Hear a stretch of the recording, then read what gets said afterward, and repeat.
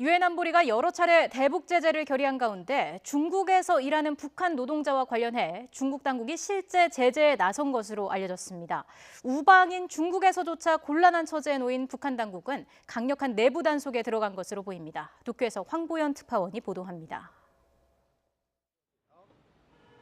북한 국경과 가까운 중국 동북의 한 공장 지역.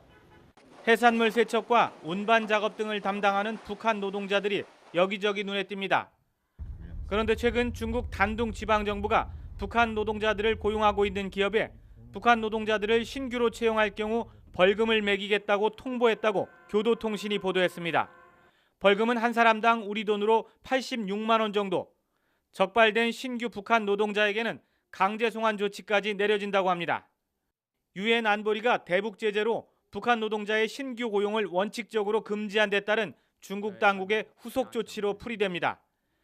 제재가 현실화되면 싼 임금으로 북한 노동자들을 고용해온 중국 공장에도 어려움이 예상되지만 무엇보다도 북한의 외화벌이에 적지 않은 타격이 불가피할 전망입니다.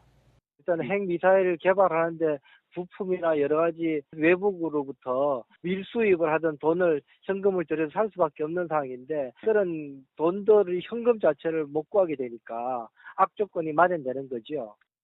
국제사회의 강력한 제재로 최대 우방인 중국에서조차 점점 불리한 상황으로 몰리는 가운데 북한 당국은 내부 단속의 끈을 바짝 조이고 있는 것으로 보입니다.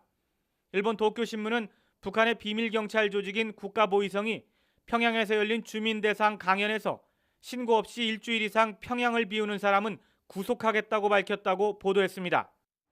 이와 함께 평양 시내 음식점 영업시간을 밤 10시까지로 제한하고 당국 허가 없이 손님에게 술을 팔다 적발되면 평양 이외 지역으로의 추방 조치까지 내려진다고 이 신문은 전했습니다. 도쿄에서 YTN 황보열입니다.